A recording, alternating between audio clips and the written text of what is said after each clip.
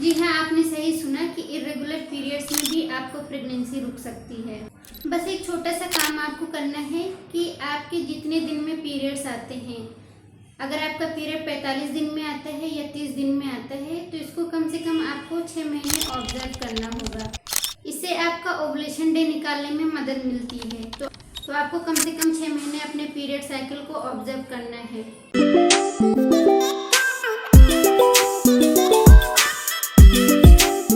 देखिए, pregnancy plan करने से पहले आपको अपने सारे हार्मोनल चेकअप करा लेने चाहिए।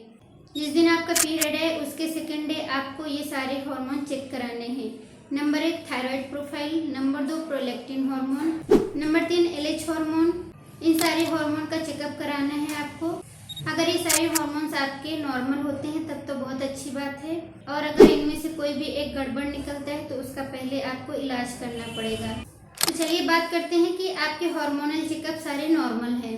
अब आपको क्या करना है, अपने ओवुलेशन डे पर आपको नज़र रखनी है। अगर आपका 30 दिन पर साइकिल आता है तो 30 दिन में से आपको 14 दिन घटा देना है। 14 दिन आप घटाएंगे तो आपको 16 उसमें से निकल कर आएगा, यानी कि 16वें दिन आपका ओवुलेशन होता है। इसी के आसपास अगर आपके फैलोपियन ट्यूब में शुक्राणु मौजूद होता है तो जब अंडा निकलता है 16वें दिन तो शुक्राणु से मिल जाता है तो आपका फर्टिलाइजेशन होता है। जब फर्टिलाइजेशन अच्छे से हो जाता है तो आपका इम्प्लांटेशन होता है, यानी कि 16वें दिन के आसपास आपको प्रेगनेंसी कंसीव करने के बहुत ज़्यादा चांस होते हैं अगर आपका पीरियड साइकिल 30 दिन का है तो। और अगर 45 दिन पर आपका पीरियड आता है तो उसमें से आपको 14 दिन माइनस करना है।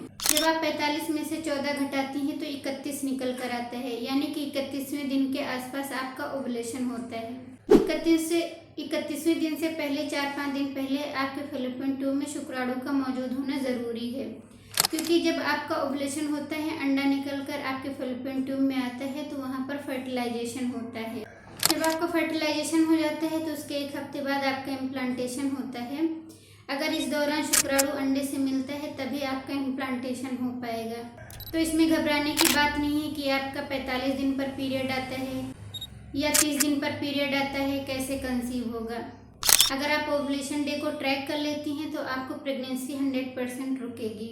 इसी के साथ आपको डाइट में फॉलिक एसिड लेना है या फॉलिक एसिड के सप्लीमेंट्स लेना है, ताकि प्रेगनेंसी मजबूत हो और बच्चे के जो ऑर्गन डेवलपमेंट होते हैं वो अच्छे से हो सकें।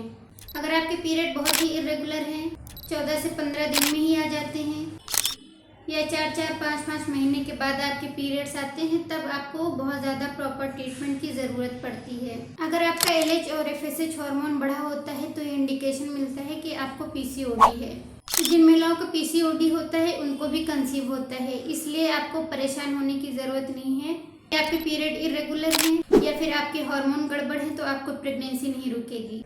प्रॉपर ट्रीटमेंट करेंगी और ओवुलेशन डे को ट्रैक करेंगी तो आपको प्रेगनेंसी रुकने के बहुत ज़्यादा चांस होते हैं। तो फ्रेंड्स, आज की वीडियो में बस इतना ही। आई होप कि वीडियो के सभी पॉइंट्स आपको समझ में आए होंगे। चैनल पर नए हैं तो चैनल को सब्सक्राइब कर दीजिए, वीडियो को लाइक कर दीजिए और दूसरों तक शेयर कर दीजिए। चलिए मिलते हैं नेक्स्ट टॉपिक के साथ नेक्स्ट वीडियो में। Thank you.